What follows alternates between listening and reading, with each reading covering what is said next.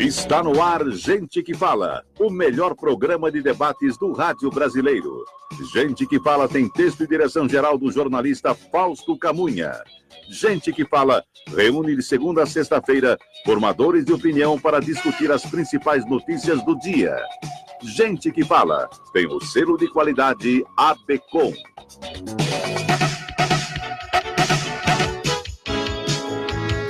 Olá, ouvinte do programa Gente que Fala, boa tarde, 12:04 agora, seja bem-vindo, eu sou o Mauro Friesman, nós estamos no ar na Rádio Trianon, AM 740 de São Paulo e Rádio Universal AM 810 de Santos.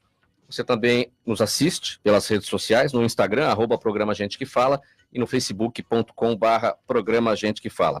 Curta as nossas páginas, o nosso blog também é o gentequefala.com.br. Faça suas perguntas aos nossos convidados hoje. Os telefones são 3289-3580 e 5052-5555. Hoje, quinta-feira, como de praxe, como de costume, mais uma edição do Gente do MPD que Fala, uma parceria do programa Gente que Fala com o apoio do Instituto Ética Saúde. Eu apresento agora os nossos participantes, nossos convidados de hoje. Aqui à minha esquerda, para você que nos vê pelas imagens da rede social, o Procurador Regional da República, Oswaldo Capelari Júnior, associado ao movimento do Ministério Público Democrático. Procurador Oswaldo, seja bem-vindo. Muito obrigado, eu agradeço. Também conosco aqui à minha esquerda, o advogado, doutor Walban Damasceno de Souza, presidente do Conselho de Administração da Aliança Brasileira da Indústria Inovadora em Saúde, ABIS, e também diretor de Assuntos Corporativos da BD, Becton Dickinson. É isso, né, advogado? Becton Dickinson. Doutor Walban. Boa tarde aos ouvintes, aos internautas e agradeço o convite. Também conosco agora aqui à minha direita, o advogado Dr. Rodrigo Alberto Corrêa da Silva, especialista em compliance e relações governamentais. Seja bem-vindo, Dr. Rodrigo. Obrigado, boa tarde. E fechando a nossa mesa, aqui à minha direita, a advogada doutora Alessandra Caligiuri Calabrese Pinto, presidente da Comissão da Mulher Advogada da OAB Pinheiros, diretora da empresa No Alvo, empresa voltada ao preventivo na defesa do consumidor. Doutora Alessandra, seja bem-vinda. Muito obrigada pelo convite, boa tarde a todos e aos ouvintes também. O agradecimento da equipe do programa Gente que Fala a todos vocês, a gentileza de vocês aqui conosco hoje.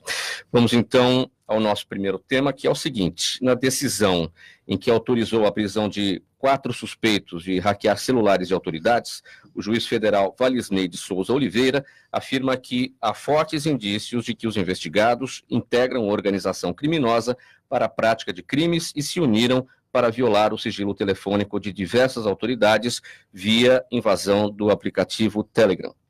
O juiz determinou a quebra do sigilo bancário deles no período de 1º de janeiro até 17 de julho deste ano e o bloqueio acima de R$1.000 em suas contas correntes. Procurador Oswaldo, aliás, a primeira informação, logo cedo que tivemos hoje, complementando esse caso, foi também a de que o presidente Bolsonaro teve o seu celular também invadido. Como é que o senhor avalia tudo isso até aqui? Essa questão já vem sendo trazida desde que o Intercept passou a publicar, né, os diálogos, né, enfim, ou até mesmo... Os supostos diálogos entre exato, o né, ministro Moro e hoje o procurador. Então, juiz, né, e o procurador da República, coordenador da Força Tarefa Lava Jato em Curitiba, né, Deltan Dallagnol.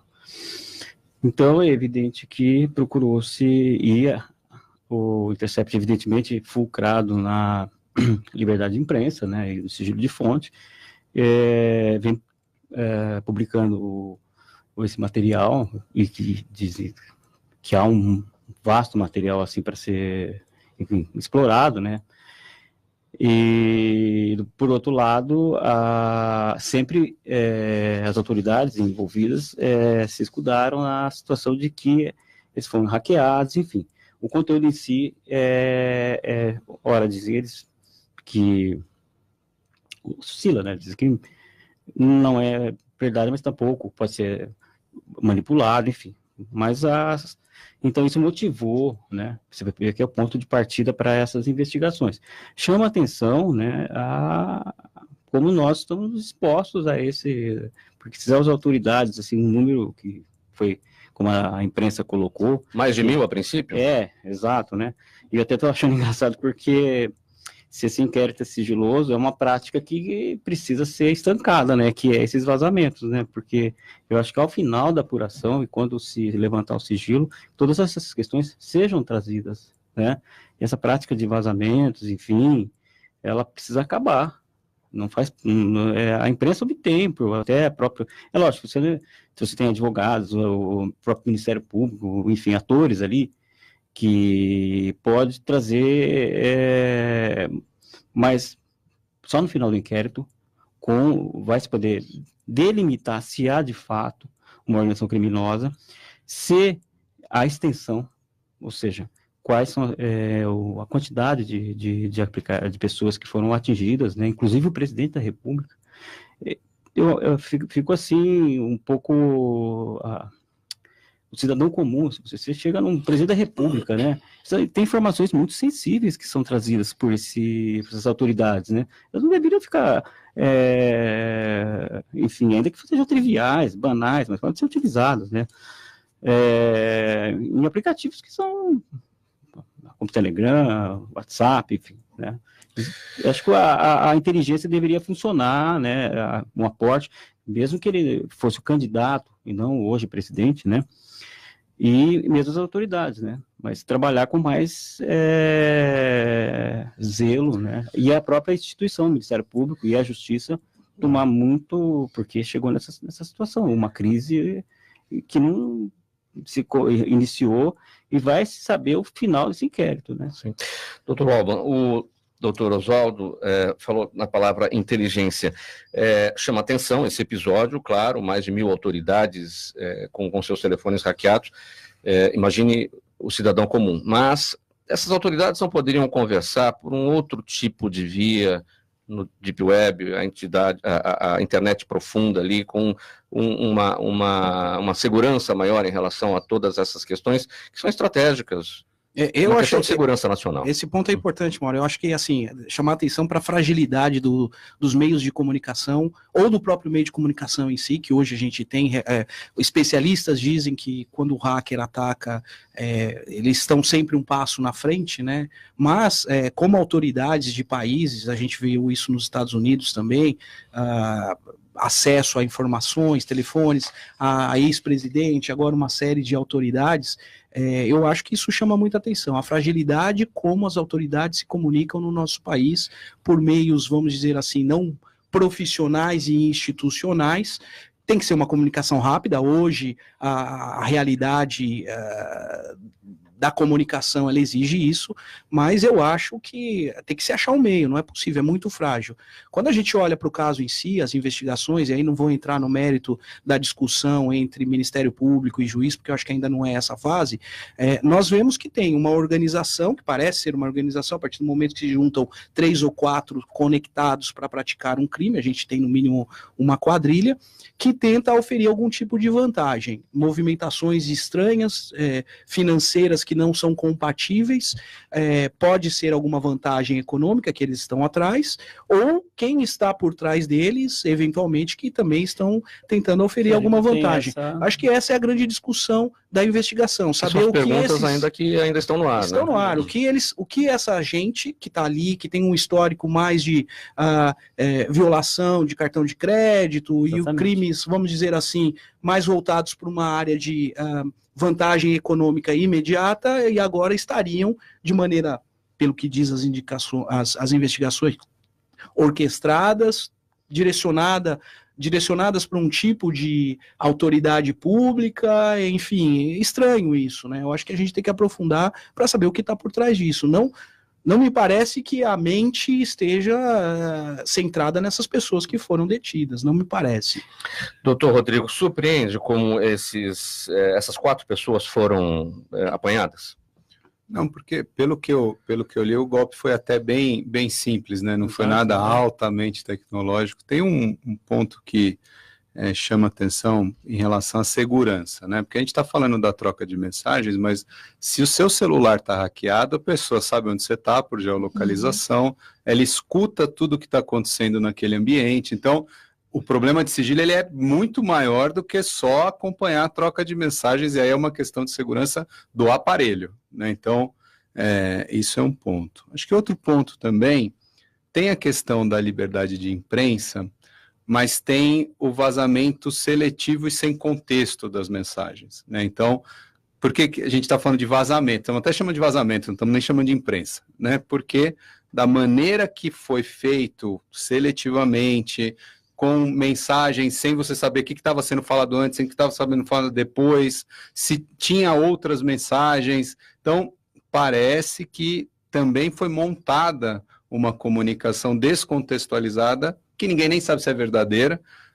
Então, isso acho que vai um pouco além da imprensa. Acho que não é uma questão de imprensa, porque não foi reportar um fato e analisar um fato. Foi reportar fatias de fato e analisar como se quer. Então, tem essa questão também.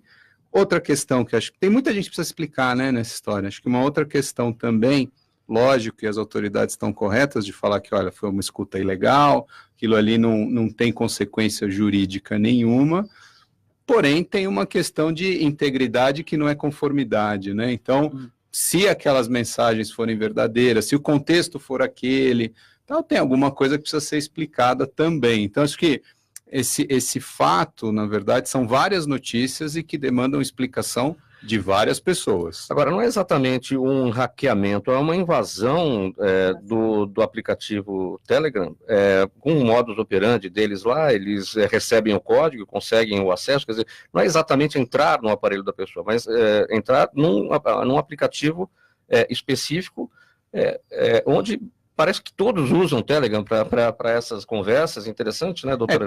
Pelo que eu li, na verdade, eles hackearam primeiro o aparelho. Qual foi a metodologia? Isso, pelo que estava no jornal Estado de São Paulo hoje. Eles entraram no aparelho, hackearam o chip, aí eles eles ligaram daquele número para o Telegram, pediram um novo código, o Telegram ele manda esse novo código para o próprio aparelho, e aí eles não hackearam o Telegram, na verdade eles hackearam o aparelho e através do aparelho solicitaram um novo código para o Telegram. Então assim, a infraestrutura tecnológica do Telegram não foi atacada, foi o aparelho. Duplo receptor, né? Então é isso. Então no fundo foi um hackeamento do aparelho. Quer dizer, não tendo o número do telefone da vítima... eles não conseguiriam solicitar esse código e receber. Se tivessem o número da vítima, não hackeariam, já fariam esse pedido do código. Que tem que fazer por dentro do aparelho, né? Você tem que entrar no seu aparelho e solicitar um novo código. E o código chega para esse aparelho, né? Então ele cria um espelho do aquele aparelho. Ele espelhou o aparelho. Doutora Alessandra.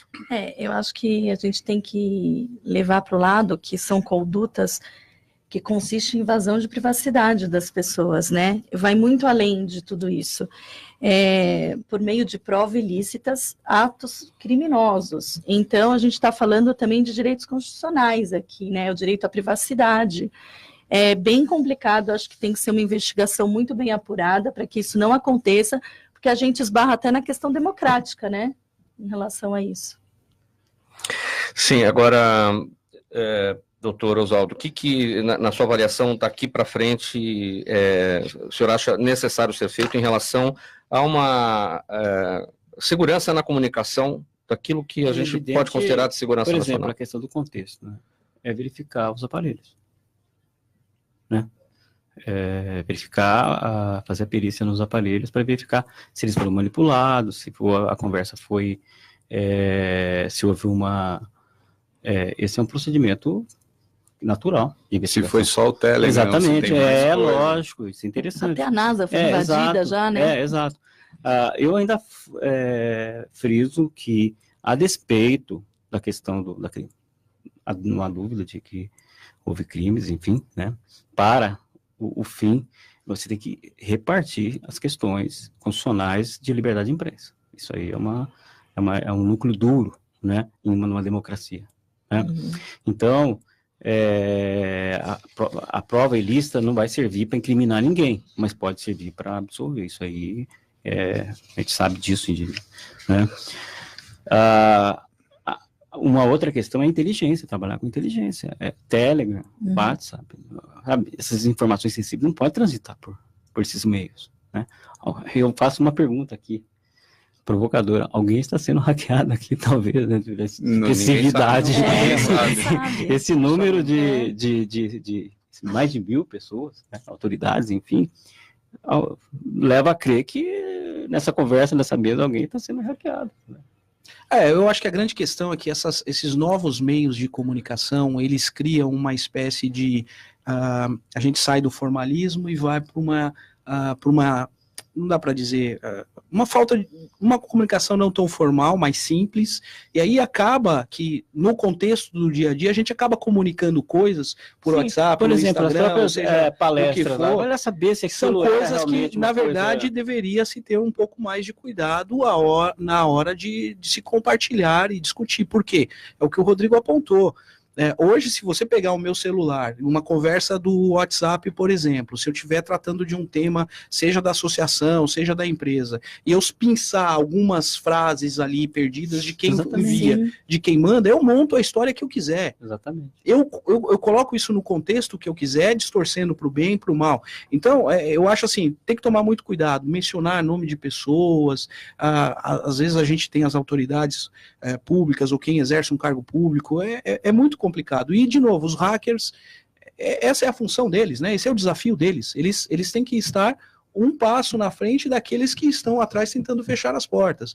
Então você tem que tomar alguns cuidados que não são só em relação à tecnologia em si, mas como você utiliza essas tecnologias. E levando em consideração a investigação da Lava Jato. Ela é um paradigma na atualidade de investigação, né? É o alvo central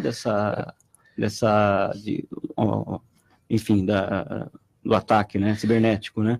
Esse número que está sendo falado, 1.000 invasões, 1.000 hackeamentos... que veio a Luna e foi a Lava Jato. Não, né? O doutor Oswaldo falou, isso é importante em relação a nós aqui podemos estar hackeados, claro, nós somos 5 aqui, são 4 advogados, um jornalista, nós temos contatos com autoridades. Exato. Né, nas nossas agendas nós temos telefones de parlamentares, de deputados, enfim, né?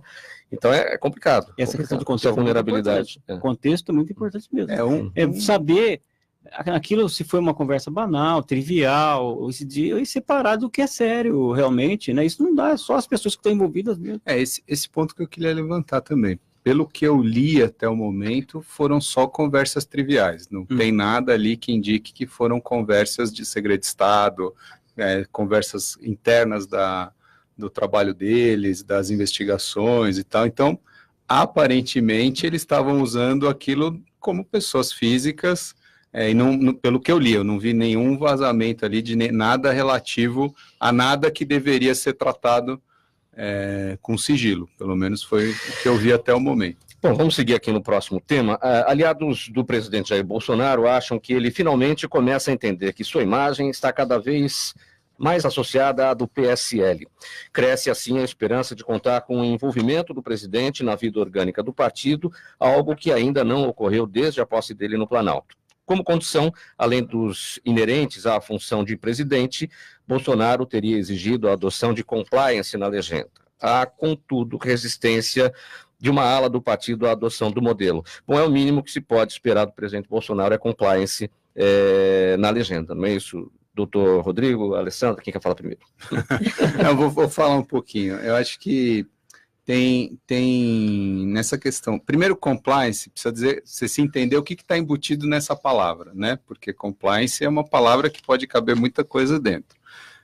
Na minha opinião, o que se precisa exigir é que se cumpram as leis, né? Se vai ter um mecanismo interno de proteção para que eventuais desvios sejam detectados e tratados adequadamente, isso é uma questão interna de cada organização. O que se tem que exigir é que, olha, primeiro o próprio dever, cumprir a lei. Como que você vai cumprir a lei se fazendo todo mundo virar santo ou com um sistema de compliance, é problema seu. Então, acho que esse é o primeiro ponto. O outro ponto interessante, por óbvio que o presidente é do partido, então, né, nem existe essa distinção no nosso sistema eleitoral, mas é lógico que isso é uma questão interna de governança do partido. O partido precisa decidir alguma governança lá, como qualquer organização, e tem que cumprir a lei, todo mundo está lá, tem que cumprir a lei, simples assim. Eu enxergo que com tudo que aconteceu, Todos os partidos deveriam sim ter um compliance interno, até como questão de auditoria dentro dos próprios partidos, para ver se as pessoas estão efetivamente cumprindo a lei.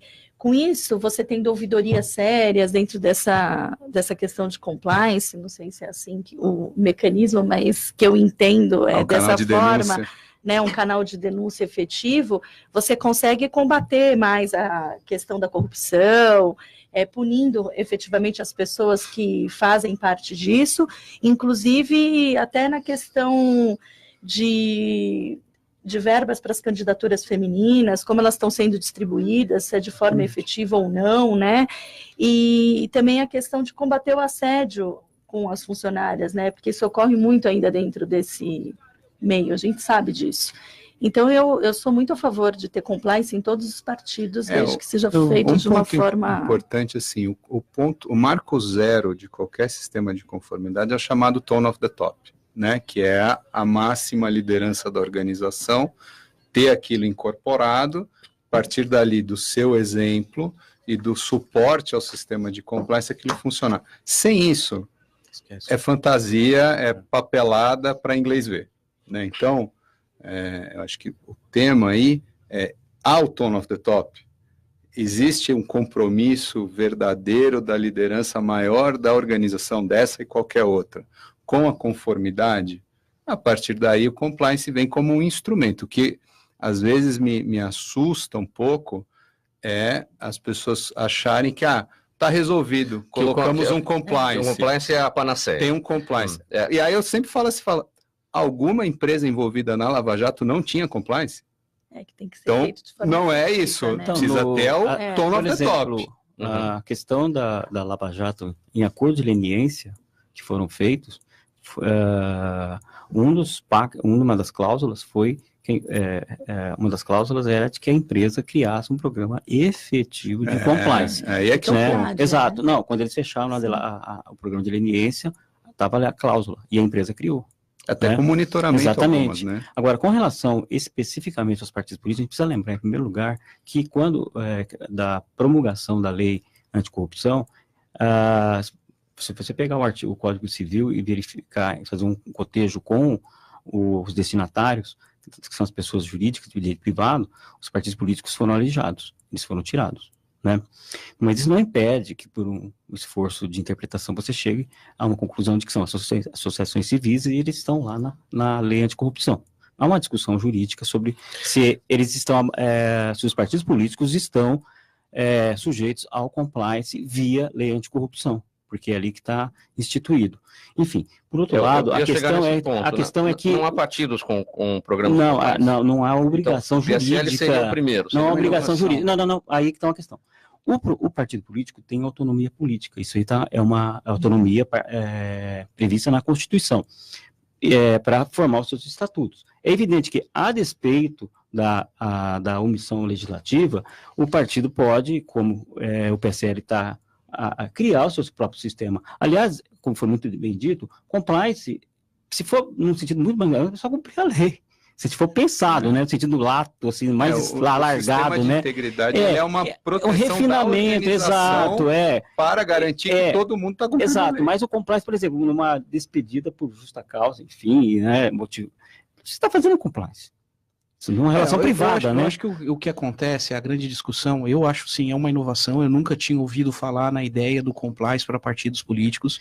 Acho que não deve, teria que ter. Porque não deve decorrer só da lei. Eu trabalho numa empresa, numa instituição que a área de compliance, ela precede qualquer lei aqui dentro do país, porque é uma cultura organizacional internacional e que entende que, à medida que as organizações vão crescendo, você tem que criar mecanismos de autocontrole da organização, com possibilidade para que outras pessoas dentro da organização possam, inclusive, fazer as denúncias ou fazer os apontamentos necessários. Mas o Rodrigo colocou 2 pontos que são importantes. O primeiro é o seguinte, é o tom da organização. O líder da organização é quem suporta e apoia. Você tem uma área de compliance, mas o líder da organização não apoia, coloca panos quentes, acabou o compliance. Não tem, esquece. E o segundo é cumprir a lei. A lei, e aí eu sempre digo, o cara que não cumpre a lei, ele não cumpre a lei mais simples e não cumpre a lei maior. Esse é o grande problema, a gente tem que acabar com a impunidade. Não cumpriu a lei, tem que ter a punição. E a área de compliance, ela vai permitir que grandes organizações, e o partido político está dentro disso, você não deixe na mão de alguns, vamos chamar assim, caciques, o controle e jogar para debaixo do tapete as coisas. Mas é um sistema a ser aperfeiçoado. Eu vejo o lado cheio do copo aí, que está pela metade. Eu acho que só colocar na mesa o debate do compliance para partidos políticos, já vejo uma evolução. Agora, é um longo caminho. O corporativismo não é inimigo da punição? Com certeza, com certeza. Só uma questão, eu queria só salientar que os partidos políticos, com o fim do financiamento via pessoa jurídica, é praticamente público. Esse dinheiro é oriundo dos cofres públicos, enfim. Então, é uma razão suficiente, né, para que os partidos passem a agregar os seus estatutos de forma espontânea, né, sistemas efetivos, de efetivo, né, de compliance, sobretudo em partidos que nós sabemos que tem é problemático, né?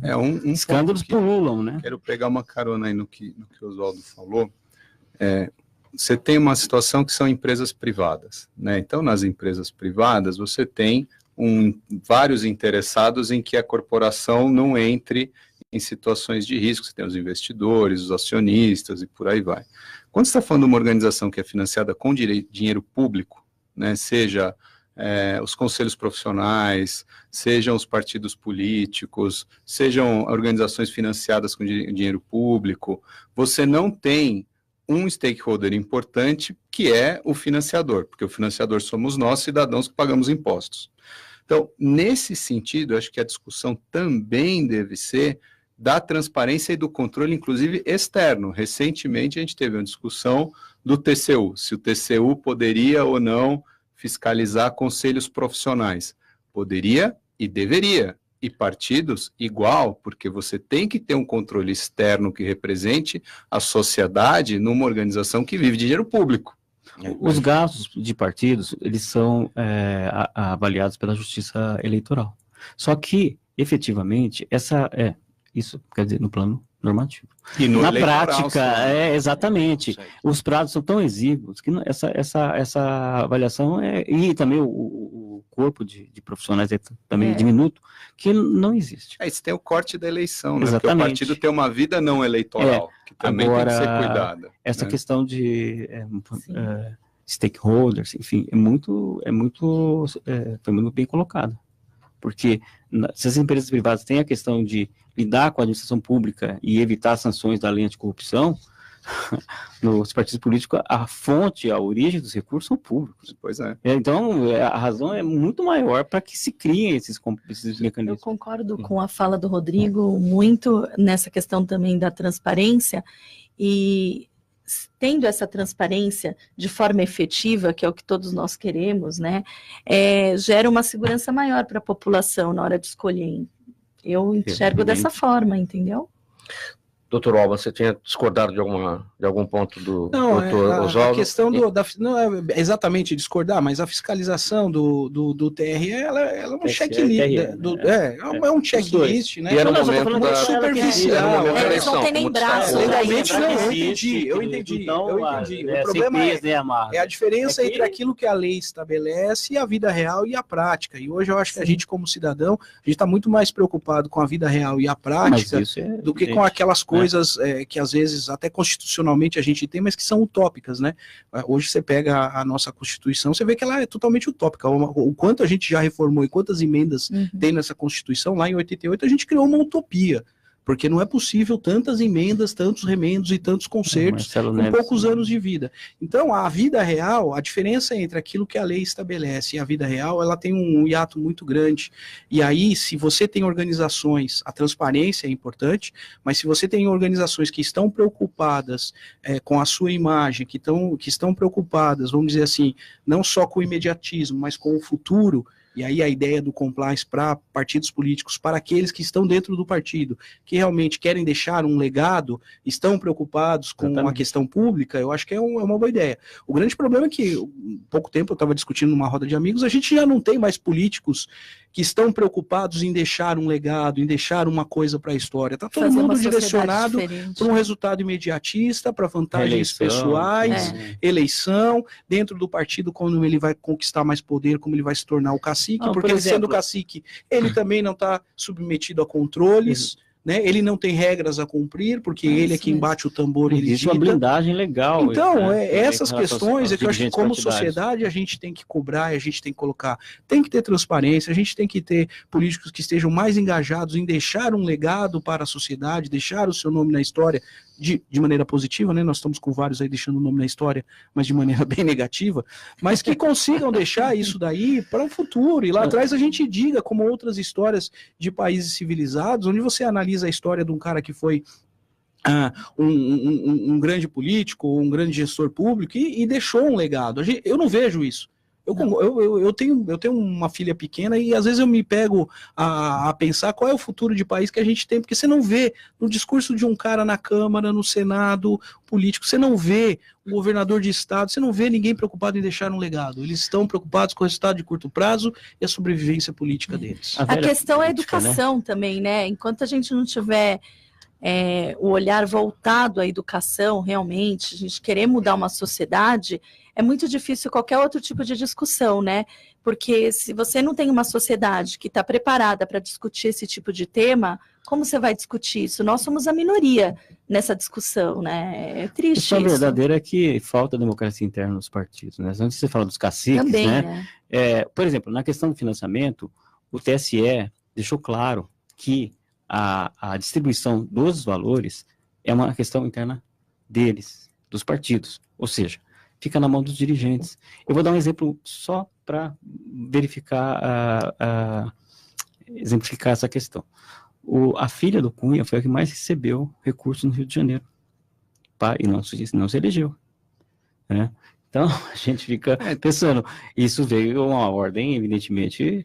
concentração de poder. Exato. A agora, verba é totalmente mal distribuída, né? Inclusive, a gente vê nas campanhas... Deixa eu só falar. A pessoa não tem nenhum tipo de introjeção dentro da política, a não ser filha de um político que encontra-se preso provisoriamente, né? Sim. E recebe o maior valor, né? Isso é muito complicado, né? Tá né? compliance aí. Eu queria só fazer um comentário assim por justiça. Eu não tenho um desânimo tão generalizado assim com os políticos e com a política. O que eu vejo é que a gente tem uma estrutura que acaba privilegiando um certo tipo de comportamento de dominação, né? Então, a gente não tem possibilidade de candidatura avulsa no Brasil, então ou você está no partido ou você não tem vida política. Você está vinculado a um partido, não estou condenando, eu também acho interessante isso. Não, estou falando só dos incentivos, né? A questão do financiamento público e não mais privado, você acaba privilegiando quem distribui a verba dentro do partido. Sim. Então, assim, a gente tem a cláusula de barreira, a gente tem uma estrutura que tende a concentração de poder. Para a gente finalizar esse tópico, doutor Rodrigo, e voltar ali à questão do compliance, acho que o que fica não é o partido que faz o filiado, é o filiado que faz o partido, é o político, é o dirigente, tendo a boa conduta, seguindo o que tem que ser seguido, seguindo a lei, não precisa de compliance. Se todo mundo fosse assim, não precisaria mesmo. Mas nem todo mundo é assim, então precisa ter mecanismos para identificar quem é e quem não tem jeito. Bom, vamos lá. Um projeto de flexibilização dos planos de saúde que vem sendo costurado nos bastidores do governo federal pode mudar radicalmente a forma como a saúde complementar atua no país. Revelada pelo jornalista Hélio Gaspari, do jornal O Globo, a medida possibilitaria às operadoras oferecer pacotes que cobrissem apenas exames e certas complexidades. Desregulamentaria os reajustes por faixa etária e acabaria com o tempo máximo de espera e as multas por falta de atendimento, entre outras coisas.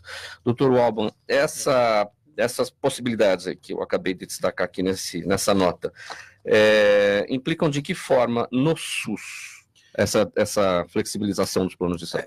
Essa é uma discussão bem complexa, né? Hoje, quando você olha o modelo do SUS, e aí eu volto lá à Constituição de 88, né, que se reuniram alguns parlamentares e montaram a Constituição que ia resolver a história do país em contrariedade a tudo que tinha acontecido até então. E aí criaram o SUS, com direitos universais, tudo para todos, tá? E hoje a gente tem esse sistema onde uma boa parte da população, apesar da disponibilidade, não consegue ter acesso, ou quando tem um acesso, é um acesso precário.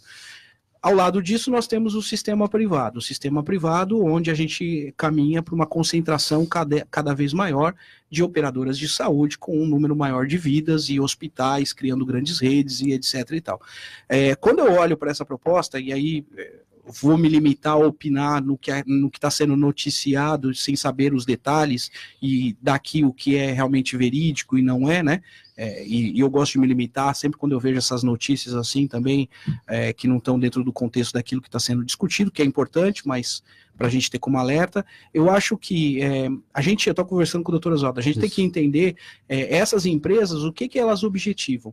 Toda vez que você monta um empreendimento e você quer empreender, você assume um risco. Então você coloca o seu capital, você assume um risco e monta o seu negócio e através disso daí você vai tentar obter lucro. As operadoras de saúde é a mesma coisa, apesar de estar lidando com saúde, mas esse é o objetivo. A partir do momento que você seleciona aquilo que você quer assumir como risco, você está passando isso daí provavelmente para o sistema de saúde, uma vez que o sistema é universal. Né? Então eu vou no plano de saúde, meu plano de saúde não atende aquelas coisas mais complexas ou que tem uma capacidade de ter, vamos dizer assim, uma complicação maior, eu vou acabar caindo no SUS. Eu comentava com o doutor Oswaldo que tem uma discussão que, às vezes, nesse contexto, ninguém acaba entrando. Hoje, a partir do momento que eu tenho um plano de saúde, eu pago por esse plano de saúde, eu pego essas notas do plano de saúde, eu abato do imposto de renda e ainda assim eu tenho direito ao SUS. Então tem uma dupla carga social aí, do ponto de vista econômico, financeiro, para o tesouro, né? Para a sociedade, que tem que ser colocada no contexto do que esses planos querem, né? Eles não vão atender, e como que acontece se esse cidadão for para o SUS, ele vai receber, ele vai reembolsar o SUS, não vai reembolsar, qual que é a medida disso, uma vez imaginando que nem sempre a pessoa que é atendida num hospital através de uma determinada operadora de saúde, ela sai de lá com o seu problema resolvido. E depois ela tem complicações, e essas complicações talvez não estejam cobertas por essa base do plano que, a princípio, está se querendo fazer mais simples. Isso vai para o SUS, e quem vai avaliar quem causou aquela complicação? Eu entrei lá com um problema de joelho e saio com uma infecção hospitalar, por exemplo. É muito e aí, corriqueiro, né? como que acontece? A questão do erro médico. Então, eu acho que, assim, a gente tem que abordar isso de uma maneira um pouco mais ampla, tem que ter uma discussão, isso não pode acontecer nos bastidores de gabinetes. Sim. E a ANS, ou seja, quem for o órgão que está cuidando e regulamentando isso, não colocar isso numa discussão mais ampla. A gente tem que imaginar que hoje 80% dos planos, eles são bancados, eles são financiados pelas empresas. Né? Planos individuais, a gente tem uma menor parte. Então, eu acho que as empresas, inclusive, que isso acaba pesando muito na sua folha de pagamento, nos seus custos operacionais, as empresas também têm que estar engajadas nessa situação, porque é uma discussão de sociedade.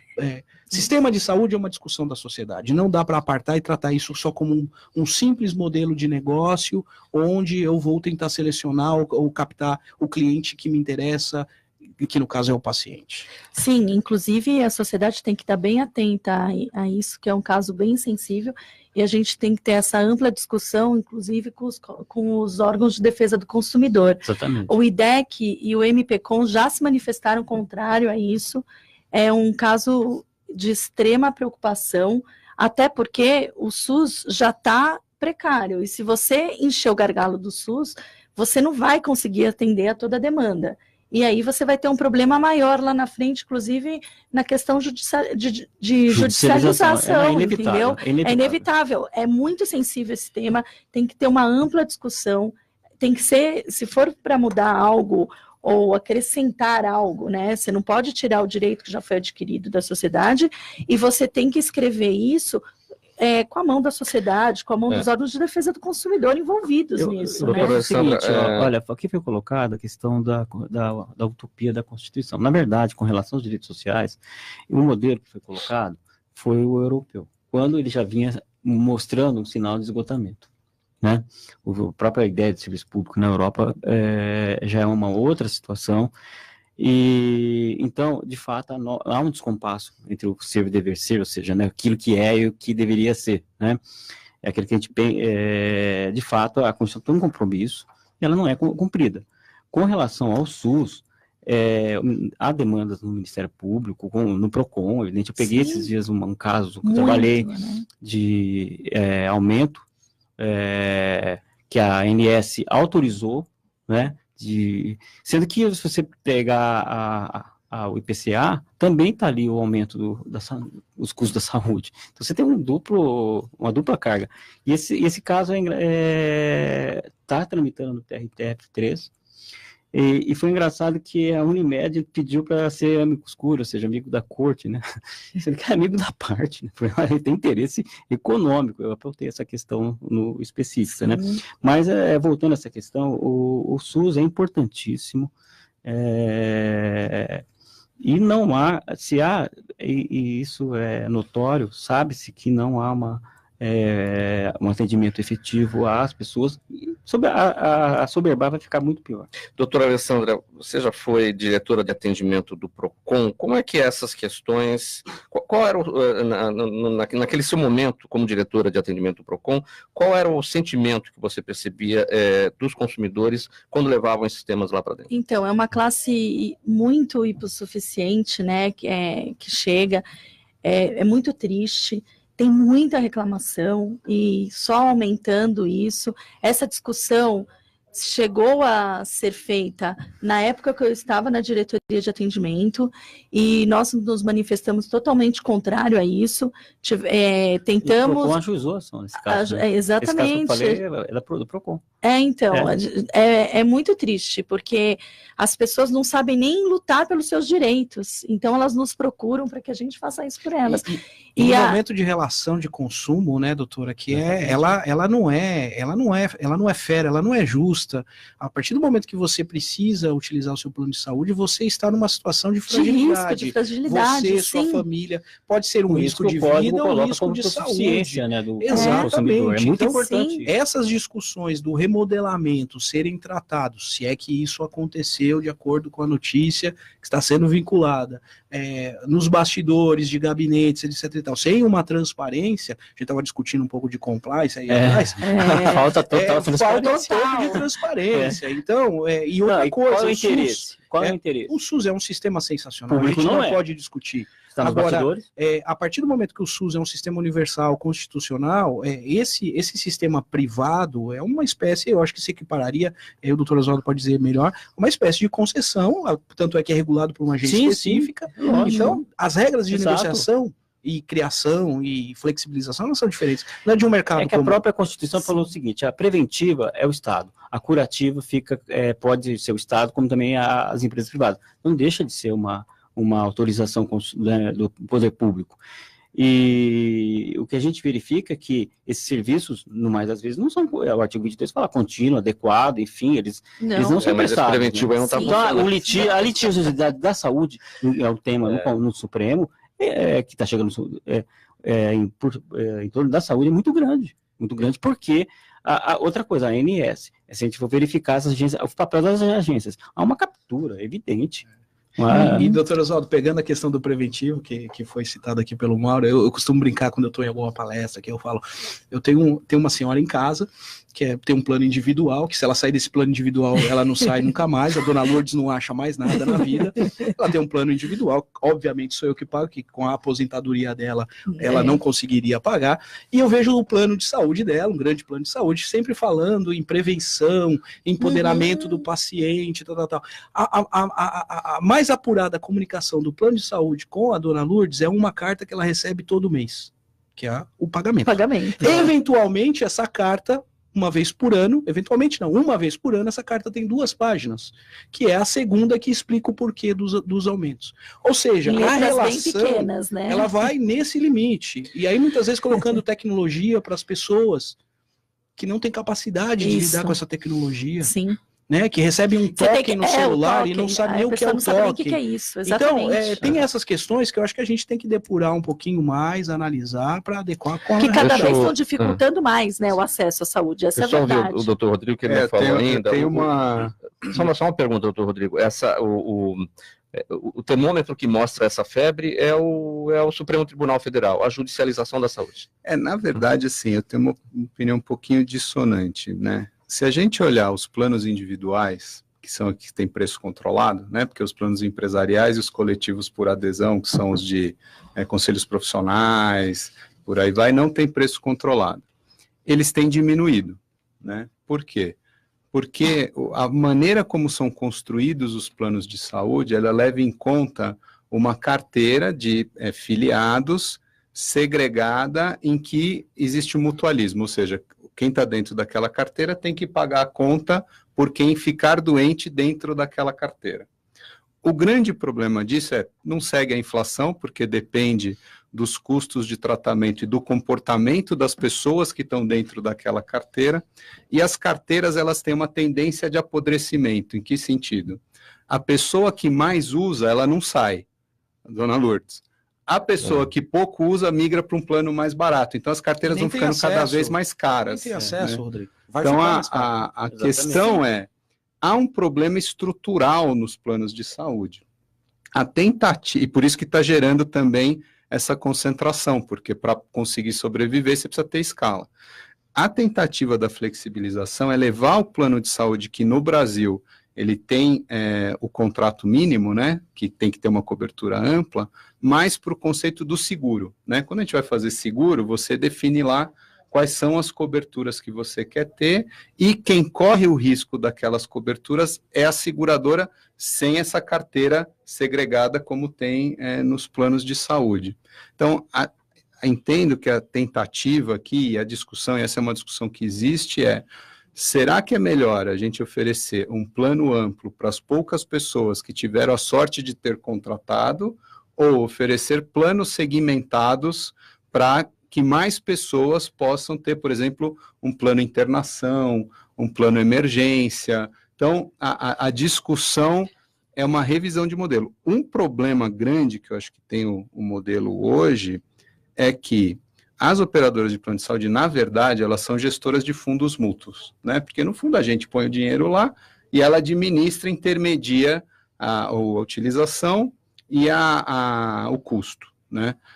E não há transparência para o usuário e para o filiado, e para ninguém, na verdade, de qual é a remuneração que a operadora tira da administração desse fundo mútuo. Então, um negócio que eu tenho defendido em vários ambientes é que muito melhor seria que a operadora cobrasse como uma administradora de fundo, ou seja, esse fundo cobra 1%, 2%, 3%, e não da maneira que é hoje, que ela fica pouco transparente. Gente, o tempo do programa está se esgotando. Perguntas do público, bem objetivamente, para a gente conseguir responder todas. Aproveitar que você está com a palavra, Rodrigo.